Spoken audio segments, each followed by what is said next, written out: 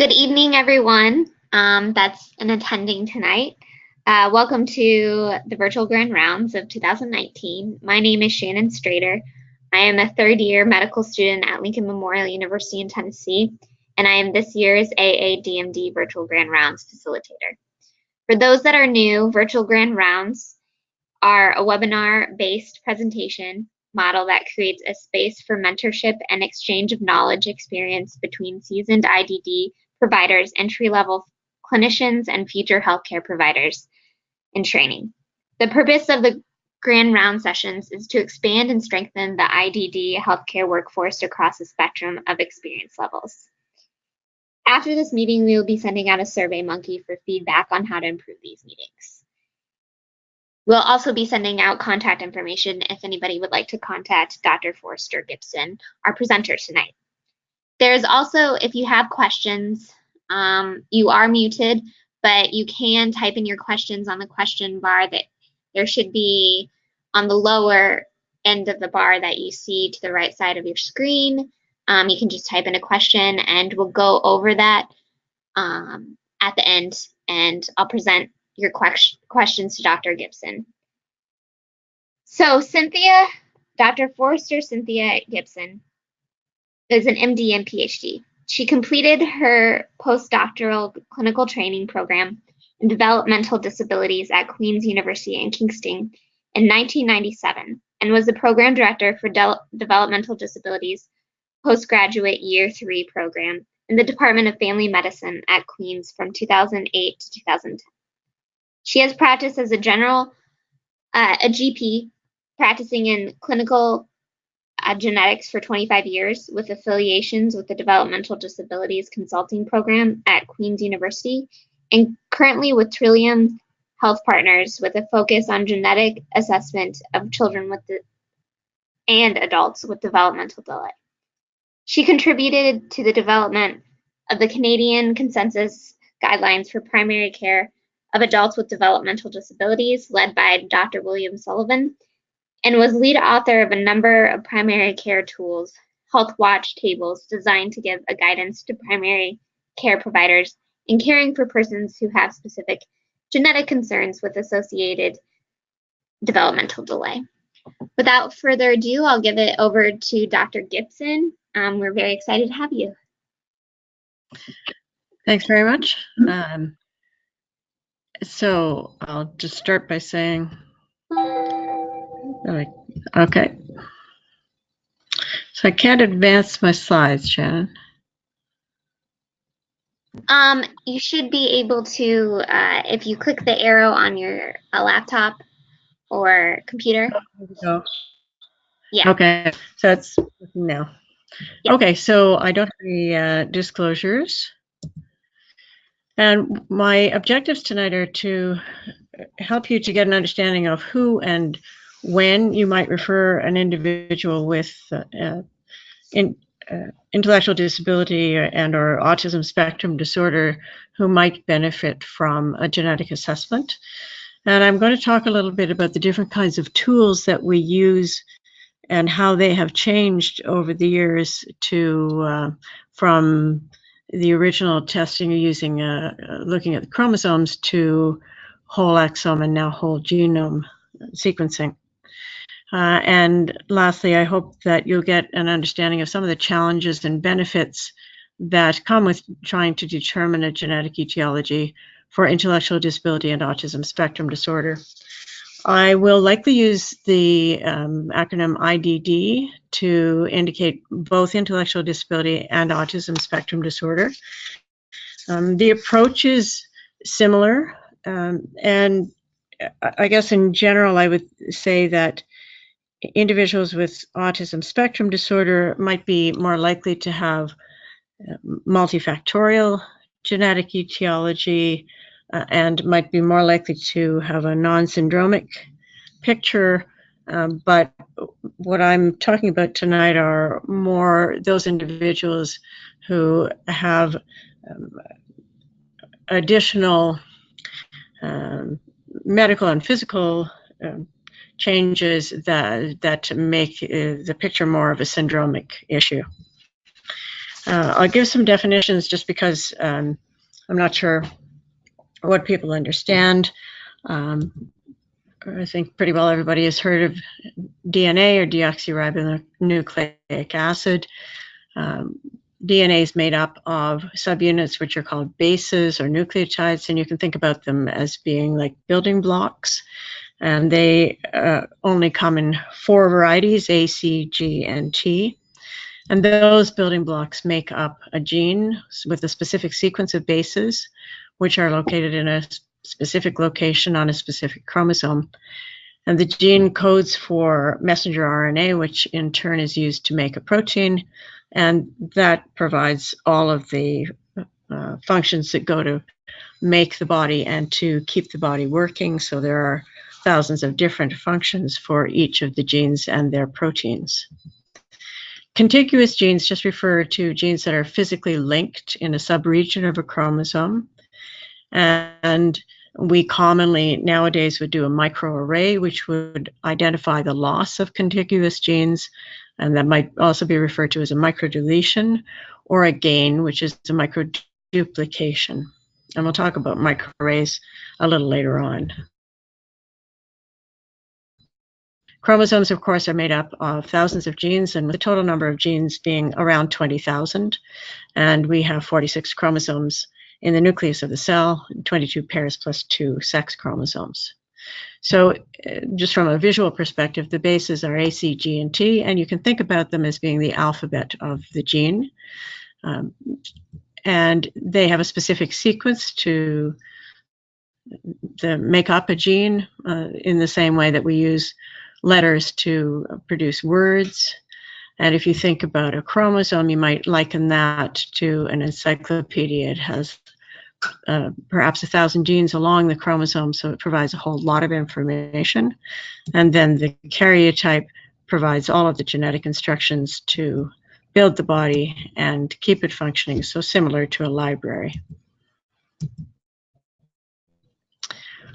Chromosomes were our initial tool to try and identify genetic etiologies, and we would be able to see if a chromosome was missing or was additional. So if you had a trisomy 21, for example, or you could, in circumstances, see part of a chromosome missing, or duplications would be visible as well, up to a certain level of sensitivity. So they have to be fairly big to be able to see them through the microscope. And you could also see chromosome rearrangements, which are and more likely to lead to a clinical phenotype. Then added to the genetic tests that were available was fluorescent in situ hybridization, or FISH. And that's a technique where you take a small piece of DNA specific to a certain region of a chromosome and label it with a fluorescent dye. Then you can bind that to the chromosome, and you might use one probe to identify a specific chromosome and another probe to interrogate the region of the chromosome that you want to see whether that part is missing or perhaps duplicated. So this is often something that you would use if you had a specific condition in mind. And an example of that could be Smith-Magenis syndrome, where there is a microdeletion on chromosome 17 at 17p11.2. And the fluorescent in situ label in this region on this chromosome and here identifies the chromosome as chromosome 17. And what you don't have here is the region that is specific to 17p11.2. So it's present on one chromosome, but missing in the other, and that would cause Smith-Magenis syndrome. More recently was the development of microarray techniques, and these allow us to find microdeletions and microduplications that you would not be able to see looking through a microscope. So they're quite small.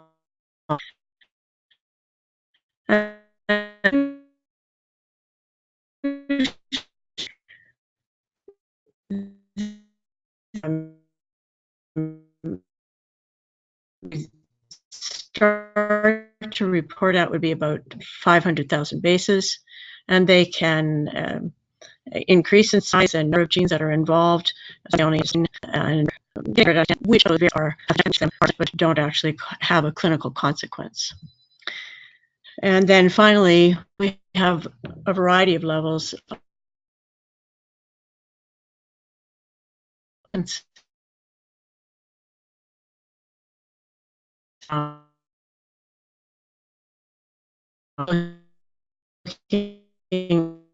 Gene where we might be thinking about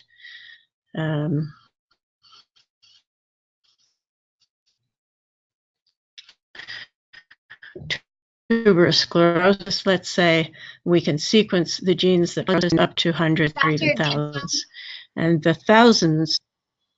Dr. Yep. Gibson.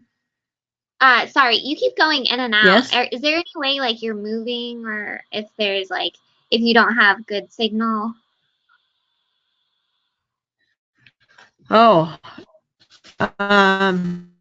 Like your voice keeps going. I might be moving, I suppose. I'm not moving very far. Okay. Oh, is that any better? It's better when you, for some reason, it's a lot better just right now. I don't know if you, but yeah, I think maybe if you're moving, it sounds kind of like. Okay, so if it's better here, I'll just try and stay here. Okay, sounds good. Okay. Okay, so an exome slice, which is sort of the next level, is looking at all of the genes that you could think of that are related to intellectual disability and autism spectrum disorder. So one of the panels that I use typically looks at about 2,600 genes, and it is the next best thing to looking at the whole exome. And usually you would wait to use a whole exome in situations where you have a more complex situation. So you have an individual who has IDD and also has multiple medical concerns that might make you think that maybe there is more than one gene involved in causing the clinical picture. One of the problems that you run into as you are doing more extensive testing like the exome or the whole exome sequencing is that because you are looking at thousands of genes, you increase the likelihood that you will find a pathogenic change and therefore a diagnosis, which is good, but you also increase the likelihood of finding variants of uncertain significance. And this is because we all carry rare variants. Not all of them are pathogenic, but it's very difficult to sort out the pathogenic variants from those that have an uncertain significance because they're rare. And so although you try to use databases that describe the variant and associate it with a specific phenotype, that information may just not be available. Other ways of looking at it are to try to see whether it interrupts the function of the gene, whether it's an area of the gene that's conserved or not, and maybe to do segregation studies in families to see if it travels with the condition. But a lot of that information is often just not available when you're looking at extremely rare variants. And so you increase the likelihood of finding variants of uncertain significance and not getting an answer to the question, which just creates some uncertainty in everybody's minds.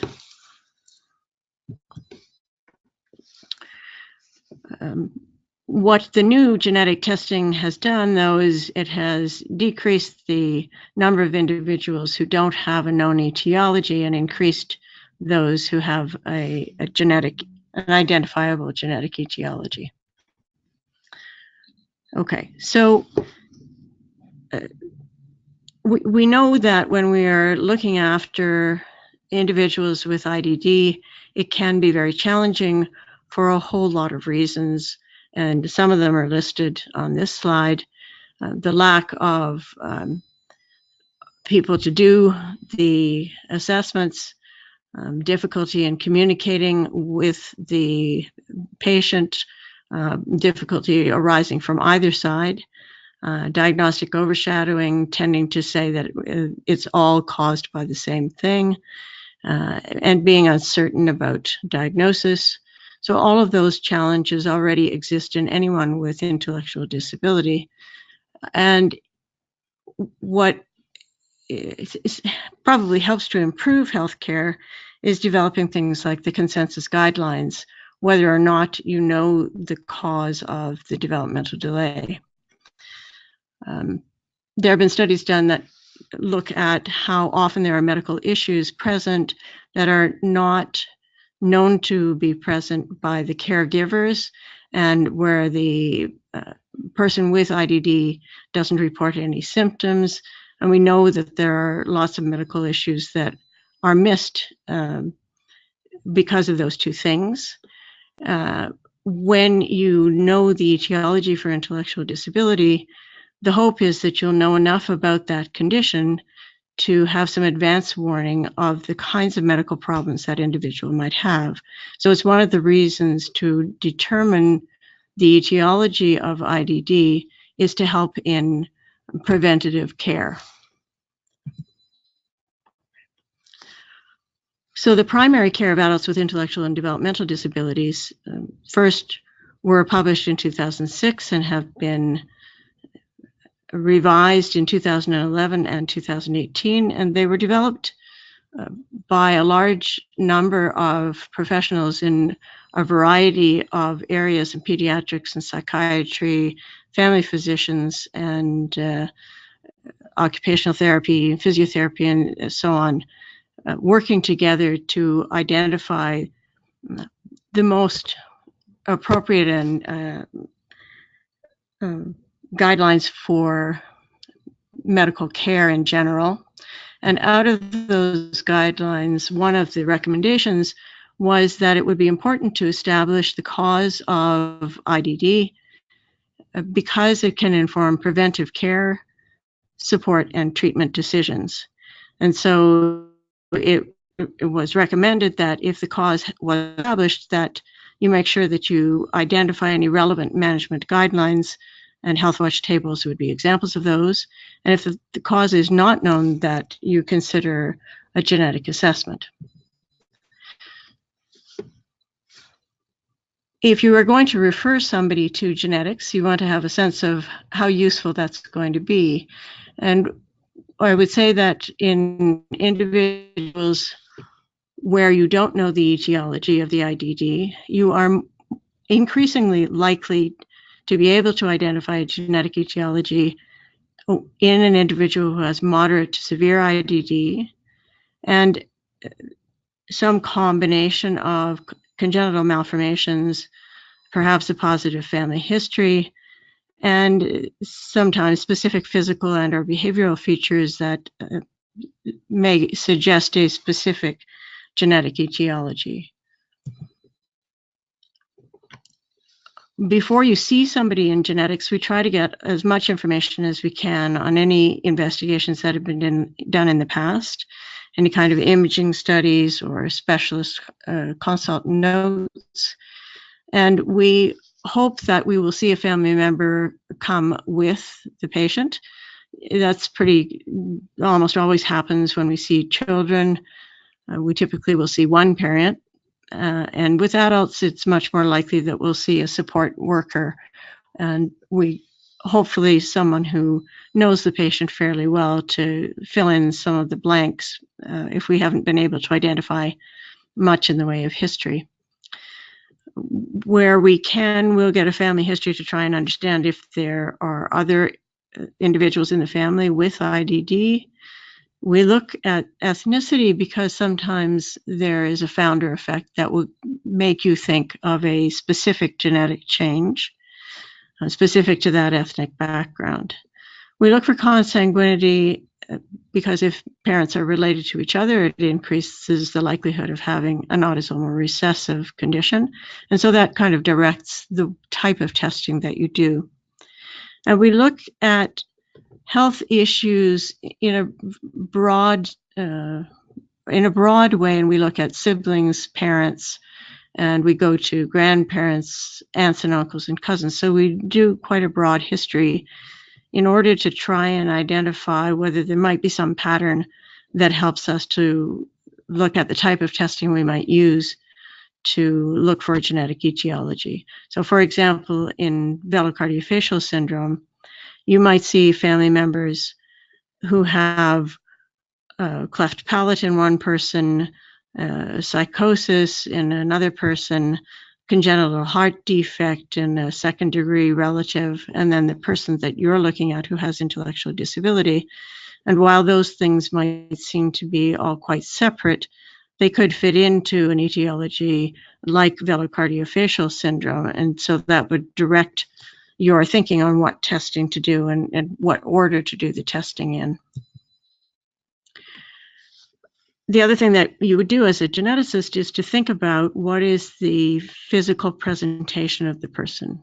So in 1964, a paper came out where the authors had looked at 4,000 newborns for minor variations. And by minor variations, they were looking for skin tags or pits, the palpebral fissures being up or down, and those sorts of things. So changes that don't have a physical consequence, but may produce a pattern that is recognizable for a specific genetic condition. And from that kind of work came the idea that what you see on the surface may be a reflection of a major anomaly in the body. And an example of that would be having a single central incisor, which is a midline defect and suggestive of holoprosencephaly, or the brain not really developing into right and left hemispheres. And so there is that concept that what you see on the surface may be an indication of abnormalities within the body, but there's also the whole idea of just facial gestalt or pattern recognition that helps you recognize someone who has, for example, Williams syndrome as being different from someone who has Prader-Willi syndrome. Behavioral characteristics are helpful in some situations, so that if you're thinking about Prader-Willi syndrome, you are thinking of a child who is born generally floppy and has failure to thrive, but then at about the time they become toddlers, to develop hyperphagia. In Fragile X, anxiety is a key component. In Rett syndrome, you look for midline movement, so hand wringing, bringing the hands to the midline and wringing them in front of the body.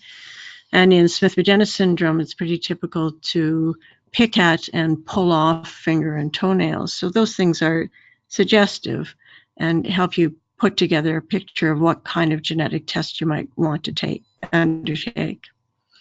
So once you've got all of that kind of historical information and the family history and physical exam information, you would structure the way that you're going to do testing.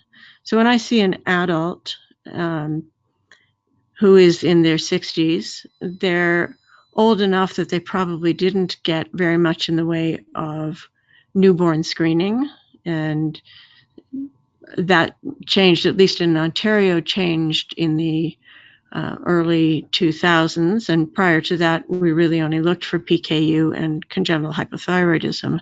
So if I see an adult, it makes me think that I should be considering what kind of biochemical testing would have been missed for them. It's relevant in that I identified a man around the age of 48 who had PKU, who had not had metabolic screening to identify that, and he benefited from, I think, by put on the diet, and that helped to improve his behavior and decreased his need for intensive support, and he was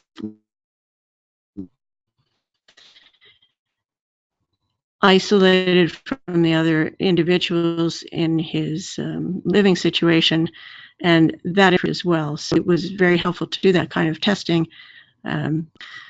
Nowadays, instead of doing chromosomes, we request microarray and Fragile X, which are microarray probably gives you about a 10% probability of identifying a pathogenic change, and Fragile X because it's the commonest heritable form of intellectual disability. So those would be first steps. If you have enough to make you think about a specific disorder, then you would just go ahead and gene. That's probably not, well, it's not common for that to occur. So I'm much more likely to be requesting a panel of genes like that exome slice of 2,600 genes. The next step up would be whole exome sequencing if it's a very complex situation. So you hope to get a diagnosis, and it certainly is improving with the exome slice and whole exome sequencing. What is the corollary to that, I guess, is that while we're identifying more genetic etiologies that are probably really pathogenic, we don't have much natural history because many of those genes have only been identified in 10 or maybe 20 individuals, and there isn't enough information yet to understand the impact of that genetic change past the idea that there's intellectual disability or autism spectrum disorder. Getting a variant of uncertain significance is a very common event. I talk to people about it regularly throughout the week to try to help them understand that we don't know if this is a pathogenic change or not, and that it can take years before we'll understand whether it's relevant or not. One of the things that's helpful in this is a registry called Genome Connect, which is funded by NIH, and parents can take their test result for their child and upload the information to Genome Connect with the intention that if that variant is reclassified, the family would be contacted to let them know that. And it gives them a bit of control over the data, and hopefully they would then come back to us if they get this new information that it's been reclassified. We would always, of course, tell them that they can contact us and we can try to follow up on variants, but because we see so many of them on a pretty regular basis, we don't have the capacity to keep looking for those changes to see if they've been reclassified. And then for those individuals where we don't get an answer, we keep seeing that person typically on every 4 or 5 years when there might be new testing available for that individual. If we can make a diagnosis, then the reasons for doing that include the idea of being able to establish what the healthcare management should be. So in something where we have a lot of information about natural history, that's quite viable. We hope that we will be able to provide information on recurrence risks, particularly in families where parents are hoping to have more children, or where there are siblings who are wondering about their potential family planning, and in some situations to be able to offer prenatal testing or pre-implantation genetic diagnosis. The other thing that it can do is just to relieve guilt. A lot of parents will have found many different reasons as to why their child might have the concerns that they have and blame themselves. And provided that you can give the information to them in an understandable form so that they can recognize that they did not have control over the genetic change, it can be very helpful to helping them come to terms with with what's happening in the family, and to move forward in trying to find support with other people who have family members who have the same condition, and maybe to find other information about the condition. So I wanted to talk about a few conditions, and the first is about a girl that I saw when she was around 11, who was referred for an overgrowth syndrome. And she was born after a normal pregnancy, a little bit post-term. There were some initial issues in that her APGARs were low when she was first born, and she required some oxygen, but she recovered quite quickly and went home with mom. She had some delay in her milestones, sitting at 8 months and walking at around 16 to 17 months. And she did start to develop some language at around 1 year of age. But then instead of having a progressive learning of new words, she started to do more screeching at around 14 months of age. By the time I saw her at 11, her vocabulary was about 200 words, but she wasn't speaking in sentences. And her mom was reporting that she would learn a new skill, but then she would lose it, and then she'd have to learn it again. And that was a very typical picture for her. Other parts of the history are that she had started to gain weight around the age of 3 and was, by the time I saw her, quite overweight. She had an advanced bone age, and she had fairly recently had surgery for kyphosis, for rod placement. There was a question as to whether she might have seizures, but that wasn't clear, and she had a normal EEG. And she had been receiving some speech therapy, and they were having success with using PIC symbols. She had some features of autism, and she had a very noticeable prolonged eye gaze. She would make eye contact, and she would maintain that for long periods of time.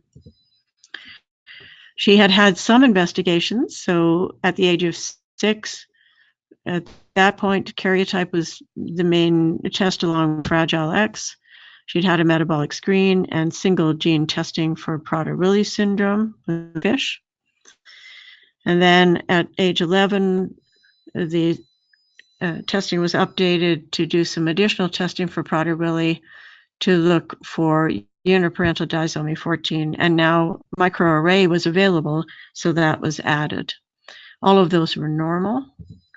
And the next test, because really of the sort of persistent loss of skills, the prolonged intense eye gaze, looked at MECP2 testing and found a pathogenic variant, identifying her as having Rett syndrome, albeit an atypical form, given her abilities that were she still had at the age of 11, and she was still very mobile. So what does it mean to be able to say she's got Rett syndrome? For mom, it made a big difference because she wanted to understand the recurrence risk, not for herself so much at that point in time, but more for other family members. So we were able to talk about Rett syndrome as an X-linked dominant condition that you are much more likely to see in girls, and that usually is simplex, meaning that it's likely a new change in her daughter and not present in other family members. But there are circumstances where the mom can be a carrier and skewed X inactivation.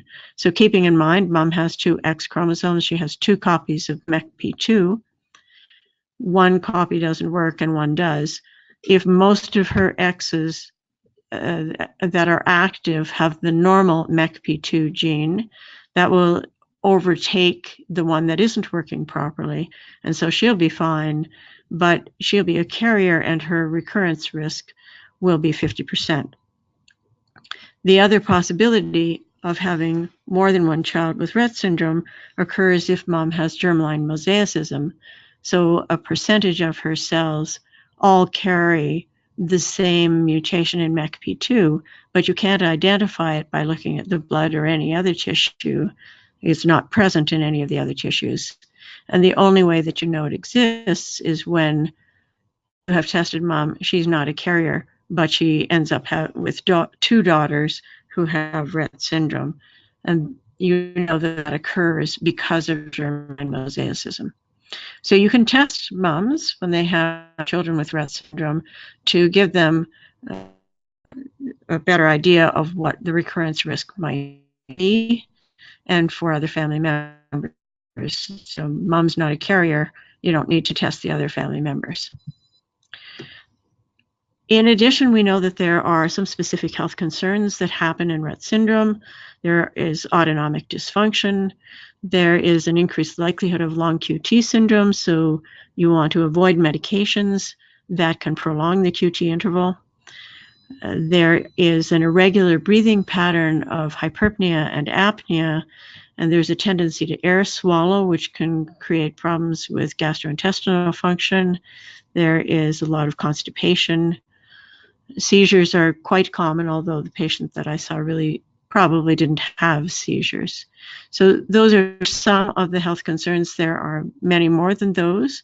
And if you go to the medical home portal, there is a lot of information there about the kinds of health concerns to consider in someone who has Rett syndrome. It gives you good preventative options in looking at healthcare, which is complex in girls with Rett syndrome. Communication strategies can include speech therapy. Eye tracking can be important because girls with Rett syndrome tend to use eye contact and eye movement for communication, as well as body movement. And it's important to give time in between when you're communicating with somebody with Rett syndrome so that there is time for them to respond to you. There are Rett syndrome organizations, so it provides support for families with children who have Rett syndrome. And the support lies in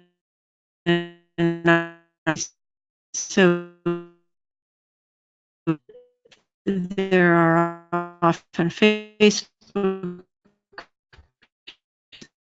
that develop, people get together for conferences or for other reasons in their family.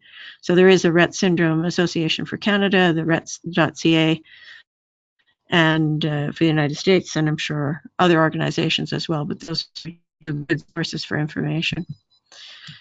There's also the concept of reversibility. So then in 2007, Jackie Guy and collaborators were looking at a mouse model of Rett syndrome, and they were able to manipulate two genes so they could turn it off. And when they turned it off in the mouse developed, including an abnormal gait, the sort of midline posturing that you see similar to the hand wringing, irregular breathing, and poor general condition. And when they then turned the MECP2 gene back on, the mouse returned to close to a wild type phenotype. So using that mouse model, they were able to establish the principle of reversibility. It's not an immediate therapeutic approach, and there are lots of challenges and obstacles around trying to use what looks like a tremendously hopeful thing and turn it into something that works in a human being. Trying to figure out, can you treat an adult with Rett syndrome in the same way that you might treat a child? If you've got a medication that's helpful, how do you figure out the amount to give a person? Do you have to put it into the central nervous system? Is gene therapy an option? What are the contraindications? So while there is a lot of hope that this is something that eventually will be reversible in humans, it's a long road ahead. There have been a lot of clinical trials for Rett syndrome, and they are ongoing. And a great resource, which you may or may not be aware of, is the clinicaltrials.gov, where you can just put in the name of the condition and find out what clinical trials are going on and whether you might be able to participate in them. Okay, so Fragile X syndrome, we test for basically on everyone we see with IDD, because it's the commonest heritable form of developmental disability. Frequency is thought to be about 1 in 4,000 in males and 1 in 8,000 in girls, and it is caused by a trinucleotide repeat expansion. So what that means is that there is at the, just in front of the promoter or the beginning of the FMR1 gene, there is a region where you see the CGG, those 3 bases repeated. So that's referred to as a trinucleotide repeat. And the number of repeats is important. There is a normal size ranging somewhere between 6 and about 50 that has no consequence. It's a normal allele. But as that expands, you can become a premutation carrier, which has its own physical health concerns, or a full mutation, have a full mutation, in which case you're likely to have the Fragile X syndrome. So just to give you a visual idea of this, you can have a small number of repeats that are normal and the protein is active. As you increase the repeat number, that may still allow you to have an active gene that produces the FMR protein, but you get to a point of 200 or more CGG repeats where the promoter region of the gene becomes hypermethylated, and that stops it from functioning. So you don't produce any of the FMR protein, and that has enormous consequences, primarily in the brain. So the allele sizes are given here. So this is the normal size from 6 to 45. Whoops, there's a gray zone. The premutation is somewhere between, this is probably closer to 55 and 200, and the full mutation is greater than 200. The things that you might see in a child with Fragile X could include moderate intellectual disability, autistic features, particularly avoidance of eye contact, and repetitive actions like biting the back of the hand, so you develop a callus, hyperactivity. In mom, you might find early menopause, and you might find in either no one else in the family with developmental delay, or you might find a large number of males, and it could be on mom's brothers, or it could be on her father's side of the family as well. Things that, I'm going to go back one here. So things that are associated in carriers, and if this little boy has Fragile X syndrome, mom is going to be a carrier. Things that are associated in carriers are early menopause and primary ovarian insufficiency, which occur probably in about 10 to 20% of women. And then there is also what's called the Fragile X tremor ataxia syndrome, which occurs more often in male premutation carriers. At about 40% of males will develop this in their 50s or later, and they will develop typically tremor along with ataxia and sometimes dementia, and it's a progressive condition. Those things are typical of premutation carriers, but not individuals who have the Fragile X syndrome itself. So we test anybody with IDD for Fragile X, and the American College of Medical Genetics has some suggestions on other situations why you might want to test for it.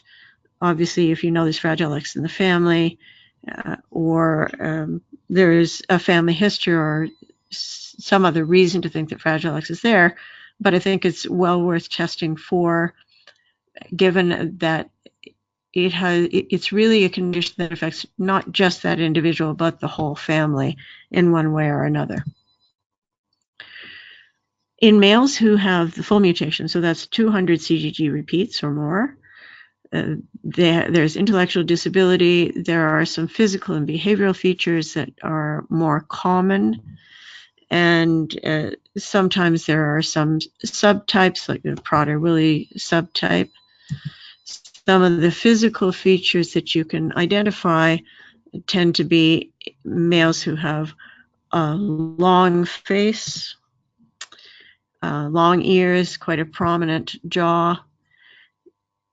You don't see that as much in women, and women tend less to have the intellectual disability. So you can still have the full mutation in a female and not have intellectual disability, and have less of the physical features that you would see in men. Although both of these females are a little bit more like a male Fragile X syndrome. There are lots of clinical concerns, and I won't dwell on them, but they're important to know about. For example, about 80% of adults with the Fragile X syndrome have mitral valve prolapse. So it's important to know the cause in order to be able to follow for the medical concerns that are common in Fragile X syndrome. Some of the behavioral concerns as well are fairly typical, including hand flapping and biting, poor eye contact, and social anxiety. And about 30% could have a diagnosis of autism. And the treatment is pretty similar to for an individual who has autism. The difference, I think, is that there's a lot of information about medical treatment for anxiety, attention problems, and aggression. What are the specific therapeutic agents to use, and what about behavior management? Well, the behavior management is not so specific to Fragile X. The medications that you use are there are specific medications that are more effective than others, and there's a lot of information that's been compiled in understanding management for Fragile X syndrome. So it's a good reason to make the diagnosis. In Fragile X, because we have a reasonably good understanding of what the FMR protein does within the brain cell. So, for example, one of the first things was an understanding that when you don't have FMR protein, the neuronal dendrites have excessive signaling through the metabotropic glutamate receptors. So there's too much signaling going on between these nerve cells. And because this was identified, there was a lot of work to try and identify agents that would antagonize the metabotropic glutamate receptors. And they looked as if they would work well to reduce anxiety in individuals with Fragile X. And unfortunately, what happened over the clinical trials is that tolerance developed to the antagonists, and the clinical trials ended up stopping. But in the process of understanding what the FMR protein does in the brain cell, there are many pathways that are affected, and so targeted therapy to a lot of different aspects of each of those pathways have been developed, and there are many clinical trials looking at a lot of different agents, both old things like minocycline, for example, newly developed drugs, and again, you look at clinical trials in .gov in order to identify what kinds of therapy you might be able to be involved in a clinical trial. One of the most recent ones is the use of metformin, which is a clinical trial that's being done in in Canada, in Quebec, and is also being done in the United States. Quite recently, there have been papers coming out to talk about how to use gene therapy to introduce an active FMR1 gene into the central nervous system, and also methods of trying to remove the methylation on the promoter that stops the FMR1 gene from being active. So there are lots of different ways people are looking at trying to reverse the effect of hypermethylation of that gene and reproduce its activity in order to counter the effects on the brain. So in summary, males and females are affected by Fragile X syndrome in different ways. There are some specific physical and behavioral patterns that might help you to make a diagnosis. Medical management is, there's a lot of good information on the most appropriate medical management to use for behavioral concerns. There's a lot of good information on educational interventions,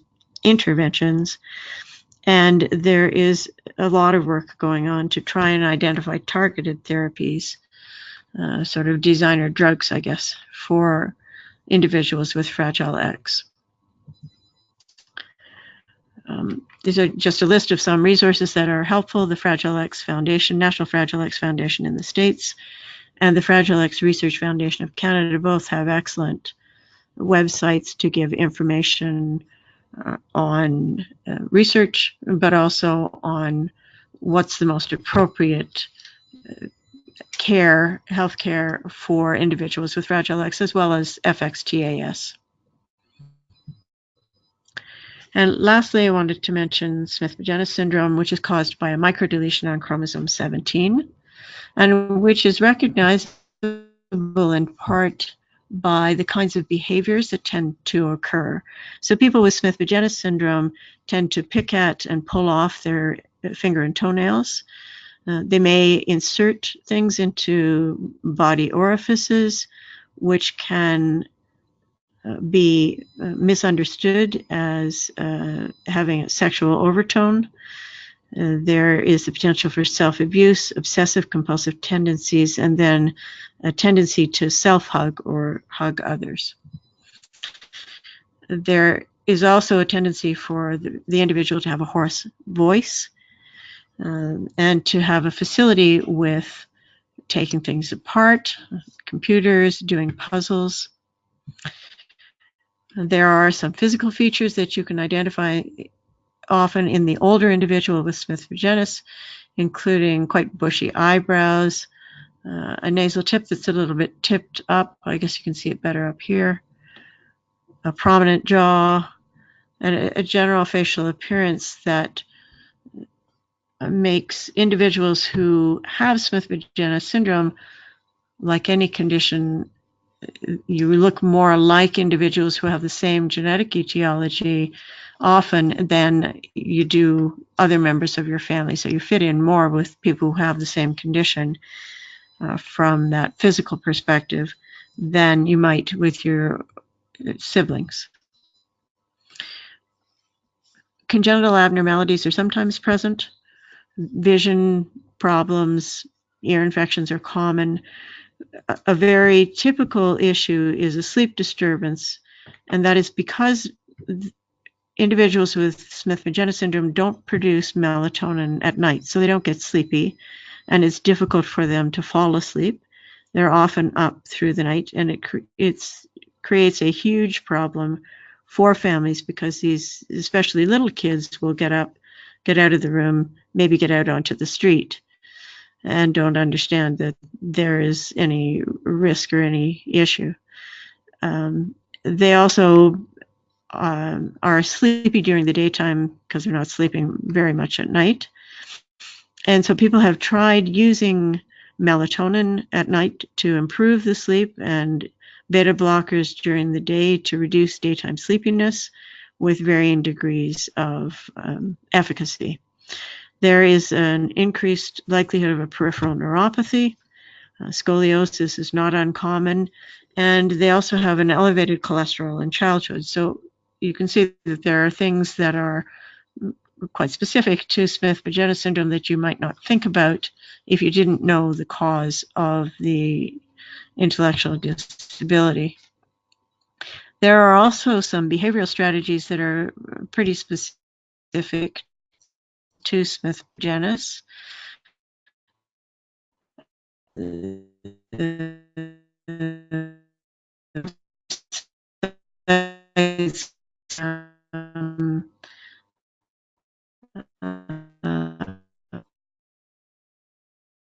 Good for information about Smith-Magenis syndrome.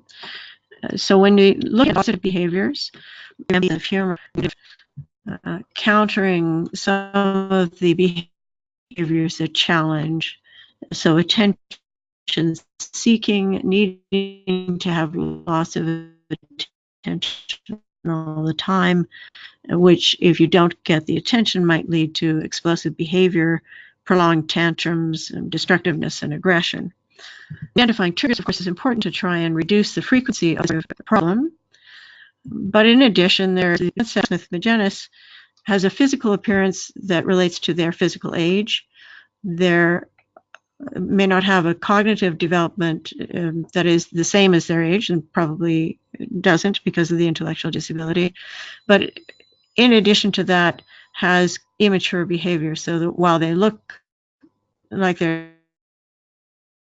old, they're functioning at a 5-year-old level cognitively and behaving at the level of a 2-year-old. So this asynchrony seems to feed into some of the behavioral issues. And if you can address that by modifying your approach to the behavioral therapy, or the way that you are looking at behavior and trying to decrease some of the tantruming and frustration, that this is often a useful approach. And behavior therapy is more useful typically than medication is in this particular condition. Sleep disturbance we talked about a little bit. And there are some additional websites that you can look at if you want to look at specific genetic conditions. So thank you very much. And that is all I have to say. I'd be happy to try and answer any questions. Thank you so much. That was an excellent presentation. I learned a lot. I'm not seeing any questions, but I have a personal question. When you mentioned about like taking away the guilt for parents, but when you have like a clear maternal or paternal side that has happened, the genetic, like maybe like Angelman or Prader-Willi, how do you communicate without saying this is the maternal, it's the mom, or the father, or do you just say it like that? And how do you communicate with that without making it seem as if it was the mom or dad?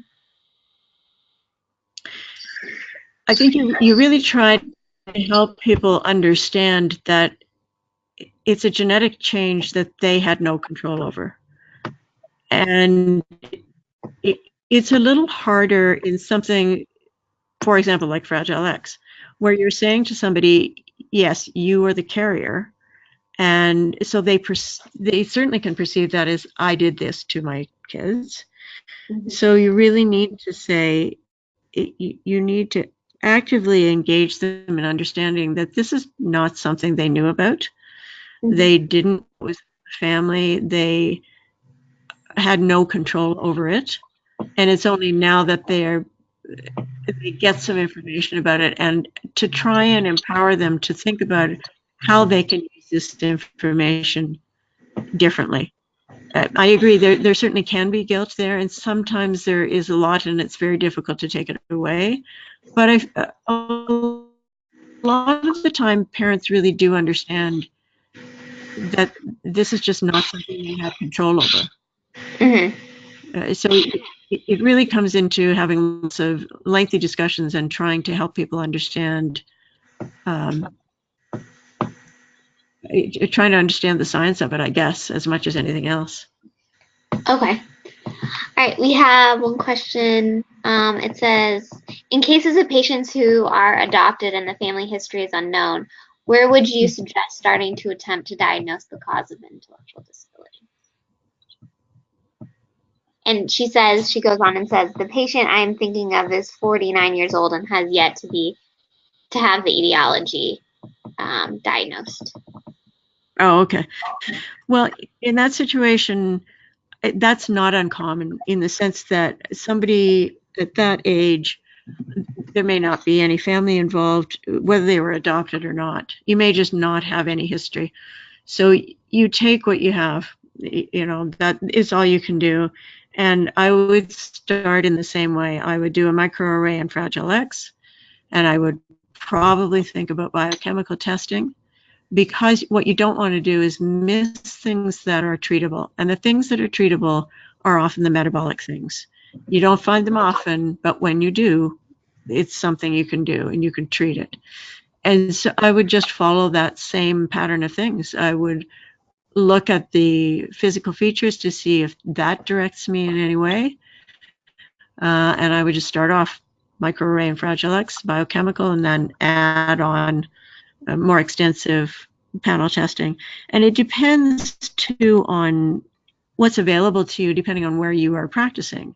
So in Ontario, the government will pay for quite a lot of these things and will pay for whole exome sequencing, but they're not going to pay for whole genome sequencing, which is the next step. So, but other provinces of Canada, you would not get that amount of money to pay for that as extensive a genetic test. So you're going to be restricted in that way. Okay. I believe I unmuted Seth Keller. If he wants to ask a question to you, I think. Yes, Cynthia, thank you very much. I'm Seth Keller. I'm actually the past president of the AADMD, and it's wonderful that you were speaking tonight. So greatly appreciate your help in presenting this important information. Thank you. Oh, you're welcome. I'm a neurologist, and I work extensively for those with developmental disabilities in the adult population. And I think having case presentations like you've given is tremendously important to appreciate those situations about why we're doing it and how it's helpful. And I just want to kind of give you just a real quick example of someone that I had worked with that kind of really led for me to kind of really appreciate the importance of genetic testing in an adult who had before then had no known idea about why they were having their problem.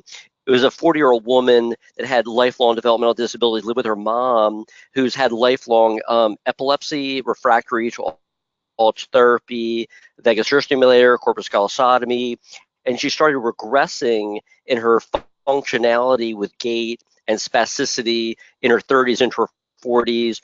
She regressed like much later in life than you expect, like thinking about someone with RETT syndrome, as you're speaking before.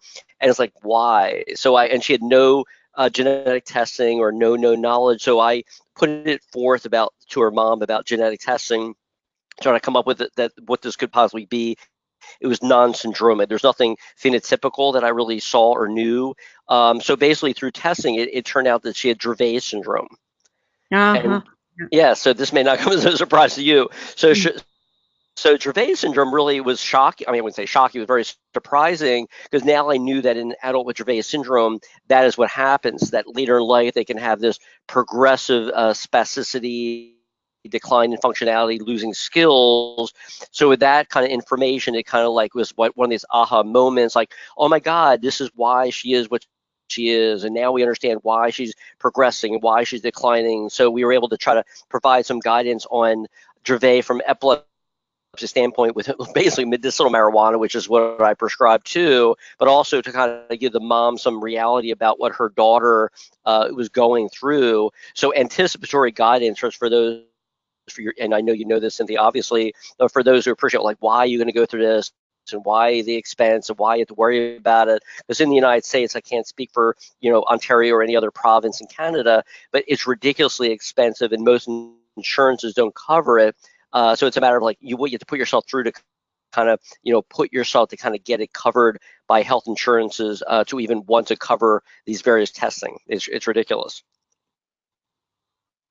Yeah, it's a lot of hoops to. I mean, here we don't know when we're going to get approved and when we're not, and sometimes we get turned down and we think, I don't understand, and I don't know this system in the States at all, but you want to be able to say to people, you want the government to understand why you're doing it, and I'm not sure they do. Right. So. Right, and if for them to understand, just like we're talking about, is that with the right diagnosis, that you're talking about PKU, my God, that's pretty relevant to think about a condition about which you can actually have an effect and predict. Like, for instance, if you didn't know, you know, it's Down syndrome, obviously, though it's syndromic, we can see what they are. But if you knew that someone, you know, aging with those kind of conditions, early onset Alzheimer's, risk of thyroid, sleep apnea, all these, you know, leukemia. I mean, my goodness, if you knew and you could plan ahead of time, then that's what you plan on. You can look for those things, which is really on some of these conditions, on planning, on some of these other issues. So it's really important. And again, I want to really thank you very much. And just as a side note, and I don't know if you're aware, but the AADMD is having its annual meeting coming up in May in Rochester. So Cynthia, this is kind of off the shoot here, but I don't know if you're aware of it, but we've actually put a call out to Bill Sullivan and other Canadian colleagues to come out. We're trying to do a lot of effort to try to reach out and do a collaborative conversation with our Canadian colleagues, with our US colleagues, while we're in Rochester together. So I'm just going to make this, you know, again, I don't put you in a spot on to answer this, but if you have nothing to do in the May 10th, 11th, and 12th, and you know, I don't want to put you in a spot, Cynthia, but if you have nothing to do, come out to Rochester. We can entertain you and hang out together. Sounds good. I appreciate it. Anyway, thank you very much. Okay, you're welcome.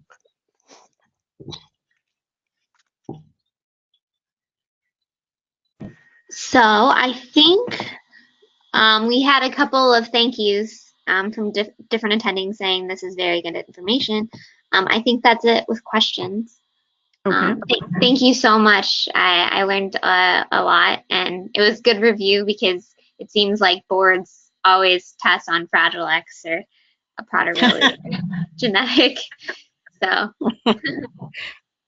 Good. Okay, well, that's great. Thanks very much for the opportunity. And I guess if people will get in touch with me if they have questions. Yes, for sure. I'll send out your email. Yeah. Okay, great. Thank you so much. Thanks. Have a good night. Thanks for setting it up. Good job, Shannon.